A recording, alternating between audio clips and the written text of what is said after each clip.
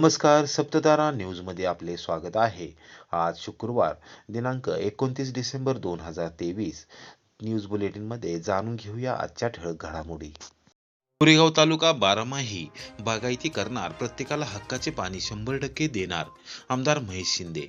जेहेकटापूर उपसा जलसिंचन योजना टप्पा क्रमांक 2 चे भूमिपूजन. कोरेगाव तालुक्यातील 31 गावांना गुरुवर्य लक्ष्मणराव इनामदार जेहेकटापूर उपसा जलसिंचन योजनेच्या दुसऱ्या जलवाहिनीद्वारे 2 टीएमसी पाणी दिले जाणार असून या कामाचा प्रत्यक्ष सुरुवात होत आहे. भविष्यातील अनेक पिढ्या सुखी करणारा हा निर्णय असून कोरेगाव तालुका सुजलाम सुफलाम झालेला पाहायचा आहे. त्यासाठी सर्वांनी मनभेद आणि मतभेद विसरून एकत्रित यावे. सर्वांनी मिळून एकत्रित मतदारसंघाचा सर्वांगीण विकास करूया, असे आवाहन आमदार महेश शिंदे यांनी केले.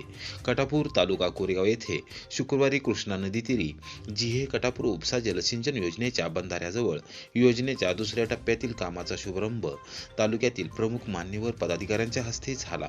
त्याप्रसंगी 31 गावातील पदाधिकारी, कार्यकर्ते, ग्रामस्थ व शेतकऱ्यांशी संवाद साधताना आमदार शिंदे बोलत होते.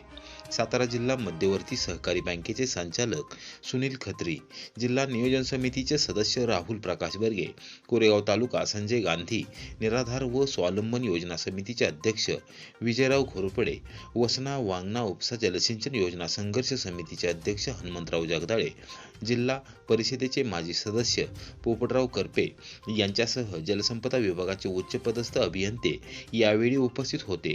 आमदार महेश शिंदे यांनी राज्याचे मुख्यमंत्री नामदार एकनाथ शिंदे व उपमुख्यमंत्री नामदार देवेंद्र फडणवीस यांनी 2 टीएमसी पाणी कोरेगाव तालुक्याला उपलब्ध करून दिले असल्याचे सांगितले.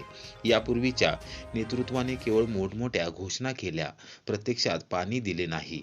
आम्ही मात्र प्रत्यक्षात पाणी देण्याचा निर्णय घेतला असून त्याच्या कामाला सुरुवात केली आहे. बाहेरच्या ओपऱ्यांनी याबाबत बोलू नये. आम्ही मालक आहोत, आमचा मतदारसंघ आहे, आम्ही शेतकरी आहोत आणि आमच्या शेतीच्या हक्काचे पाणी आहे. याबद्दल तुम्ही बोलू नये आणि तुम्हाला बोलण्याचा अधिकार नाही, असा इशारा आमदार महेश शिंदे यांनी विरोधकांना दिला. यावेळी त्यांनी योजनेबाबत सविस्तर गावनिहाय माहिती दिली. यावेळी सुनील खत्री, राहुल प्रकाश बर्गे यांच्यासह मान्यवरांची भाषणे झाली. जलसंपदा विभागाच्या अभियंत्यांनी योजनेबाबत तांत्रिक माहिती दिली. साधारणतः 35,000 एकराची स्कीम आहे. किती एकराची स्कीम आहे? 35,000 एकराची स्कीम आहे. विस्तारित क्षेत्र 35,000 एकर त्या 24 गावामध्ये आहे. आणि इकडची जी 6-7 गाव आहेत, सिलटी, खिरकिंडी, भाटमवाडी, वागजाईवाडी, रामोसवाडी, जायगाव, कलेरखेड, ही जी गाव आहेत, एकंबे, ही गावं, ह्याला गणेश एकंब्याला साधारणतः आपण विस्तारित क्षेत्र जी गावाच्या वरच्या बाजूला जिथं पाणी नाही त्या गावाला आपण 160 हेक्टर म्हणजे साधारणतः 160 म्हणजे 400 एकर क्षेत्र एकंब्याचं आपण वाढवून भिजवतोय. हे पाणी आज आपल्या नावानं करून द्यायची किमया कुणी केली? या राज्याचे मुख्यमंत्री आदरणीय एकनाथ शिंदे साहेब आणि उपमुख्यमंत्री देवेंद्र फडणवीस साहेबांनी करून दिली. खऱ्या अर्थाने सरकारचे आपण आभार मानले पाहिजे. ब्रह्मपुरी तब्बल 20 वर्षांनी रंगला माजी विद्यार्थी भेट सोहळा. जुन्या आठवणींना उजाळा देताना सर्वजण गहिवरले. ब्रह्मपुरी तालुका कोरेगाव येथील श्री गाडगे महाराज प्राथमिक माध्यमिक आश्रमशाळेत आजी माजी मुख्याध्यापक, शिक्षक, शिक्षिकेतर कर्मचारी व माजी विद्यार्थ्यांचा स्नेहबंध मेळावा उत्साहात झाला. तब्बल 20 वर्षांनी आश्रमशाळा परिवारातील घटकांची पुन्हा एकत्र भेट झाल्याने सर्वांच्या चेहऱ्यावर आनंद ओसांडून वाहत होता. प्रत्येक जण आश्रमशाळा परिसराचे चित्र डोळ्यात साठवत होता. ब्रह्मपुरी येथील आश्रमशाळेत शिक्षण घेऊन गेलेले माजी विद्यार्थी आश्रमशाळेच्या आठवणींनी पुन्हा एकत्र आले व बालपणीच्या आठवणीमध्ये रमून गेले. कार्यक्रमाची सुरुवात वृक्षारोपणाने करण्यात आली. श्री गाडगे महाराज मिशनचे चेअरमन मधुसूदन मोहिते पाटील व आजी माजी मुख्याध्यापक, शिक्षक यांनी गाडगेबाबांच्या प्रतिमेस पुष्पहार अर्पण करून अभिवादन केले.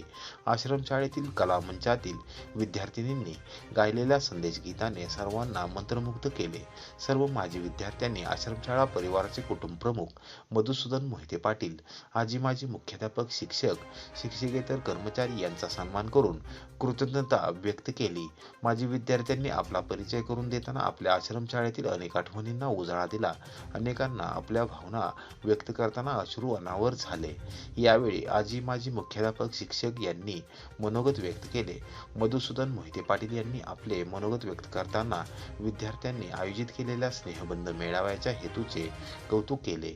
या आश्रमशाळेच्या संस्कारात राहून शिक्षण घेतलेले विद्यार्थी स्वावलंबी होऊन सामाजिक बांधिलकीने कार्यकर्त्यांच्या भूमिकेतून काम करत आहेत, त्याचा अभिमान वाटतो असे त्यांनी सांगितले.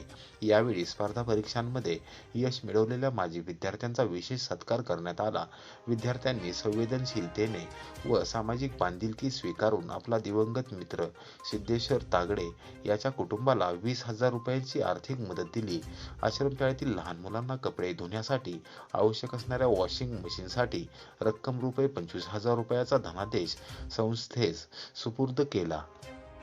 अशा या ज्ञानाच्या वाहिन्या, ज्याची भाषा चांगली त्याचे जीवन चांगले बनेल. कर्मवीर भाऊराव पाटील, विद्यापीठाचे प्रभारी भाषा संचालक डॉक्टर सुभाष वाघमारे. परिस्थितीशी झगडून आजच्या विद्यार्थ्याने स्वतःला घडवावे, ज्ञानाबरोबरच कौशल्यही प्राप्त करावेत. भाषा आणि ज्ञानशाखा यांचा जवळचा संबंध असून भाषा या ज्ञानाच्या वाहिन्या आहेत. त्यामुळे ज्याची भाषा चांगली त्याचे जीवन चांगले बनेल असे प्रतिपादन सातारच्या कर्मवीर भाऊराव पाटील विद्यापीठाचे प्रभारी भाषा संचालक डॉक्टर सुभाष वाघमारे यांनी केले. शिवाजी विद्यापीठ अग्रणी महाविद्यालय योजना अंतर्गत मराठी हिंदी विभाग द्वारा रयत शिक्षण संस्थेच्या कोरेगाव येथील डी.बी. भोसले कॉलेजमध्ये आयोजित मराठी हिंदी भाषेतील रोजगार संधी या विषयावरील कार्यशाळेत ते बोलत होते. अध्यक्षस्थानी प्राचार्य डॉक्टर बाळासाहेब चव्हाण हे होते. व्यासपीठावर शिक्षण महर्षी बापूजी साळुंखे महाविद्यालयातील हिंदी विभाग प्रमुख डॉक्टर विश्वनाथ सुतार, उपप्राचार्य प्राध्यापक S.N. कोळेकर, उपप्राचार्य डॉक्टर भगवान लोकडे, भूगोल विभाग प्रमुख डॉक्टर संजय यादव, क्रीडा विभाग प्रमुख बाळासाहेब भोसले, हिंदी विभाग प्रमुख डॉक्टर R.K. मुल्ला यावेळी उपस्थित होते. डॉक्टर विश्वनाथ सुतार यांनी हिंदी भाषेत विश्वभाषा बनण्याची क्षमता आहे. विद्यार्थ्यांनी हिंदीची भाषिक कौशल्ये आत्मसात करून पत्रकारिता, संपादन, अनुवाद, भाषा विज्ञान, निवेदन, सिनेमा या क्षेत्रात करिअर करावे असे सांगितले. या प्रसंगी प्रमुख अतिथींच्या हस्ते वाङ्मय मंडळ, भित्तीपत्रकाच्या भाषा व रोजगार संधी या विशेषकांचे प्रकाशन करण्यात आले. Doctor N.D. निकम यांनी प्रास्ताविक केले. डॉक्टर सिराज शेख यांनी पाहुण्यांचा परिचय करून दिला. डॉक्टर देवानंद सोनटक्के यांनी स्वागत केले. प्राध्यापक हरी बोरे यांनी सूत्रसंचालन केले. प्राध्यापक R.K. मुल्ला यांनी आभार मानले. दुबार नाव नोंदणी व समान छायाचित्राबाबत दुरुस्ती करून घ्या. प्रांताधिकारी अभिजित नाईक व तहसीलदार डॉक्टर संगमेश कोडे यांचे नागरिकांना आवाहन. भारत निवडणूक आयोगाने विविध माध्यमातून मतदार यादी शुद्धीकरणासाठी कार्यवाही सुरू केलेली आहे. कोरेगाव विधानसभा मतदारसंघात दुबार नाव नोंदणीचे आणि समान मतदार आढळले असून संबंधितांनी त्यांना मिळालेल्या नोटिशीवरील पर्याय निवडून 1 जानेवारी 2024 पर्यंत दुरुस्ती करून घ्यावी असे आवाहन कोरेगाव विधानसभा मतदारसंघाचे मतदार नोंदणी अधिकारी तथा प्रांताधिकारी अभिजित नाईक व सहाय्यक मतदार नोंदणी अधिकारी तथा तहसीलदार डॉक्टर संगमेश कोडे यांनी केले आहे. भारतीय लोकप्रतिनिधित्व अधिनियम 1950च्या कलम 17 व 18 नुसार एका मतदाराची मतदार यादीमध्ये एकच नोंद असणे आणि निवडणूक प्रक्रिया ही पारदर्शकपणे पार पाडण्यासाठी मतदार यादी त्रुटीरहित असणे आवश्यक आहे. मात्र काही मतदारांचे नाव एकापेक्षा जास्त ठिकाणी नोंद असल्याचे आढळून आले आहे.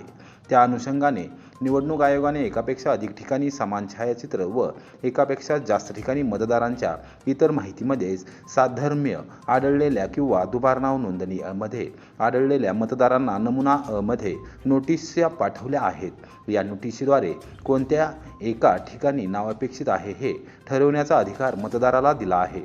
संबंधित मतदाराने ज्या ठिकाणी त्याचे नाव असणे त्यांना स्वतःला अभिप्रेत आहे त्या ठिकाणी बरोबरची खूण करावी आणि दिलेल्या ईमेल पत्त्यावर आधार कार्डच्या झेरॉक्स प्रतीसह अपलोड करावे किंवा संबंधित मतदार केंद्रस्तरीय अधिकारी यांची भेट घेऊन त्यांच्यामार्फत पुष्टीकरण पत्रावर कार्यवाही करावी असे आवाहन करण्यात आले आहे। या मोहिमेनंतर 2 ठिकाणी मतदारांचे नाव आढळल्यास निवडणूक आयोगाच्या सूचनांप्रमाणे त्यांच्यावर कायदेशीर कार्यवाही केली जाईल। त्यामुळे मतदारांनी जागरूकपणे आपले नाव तपासून घ्यावे व ते दुबार असल्यास एका ठिकाणी ठेवावे, दुसऱ्या ठिकाणचे रद्द करावे असे आवाहन नाईक व डॉक्टर कोडे यांनी केले आहे।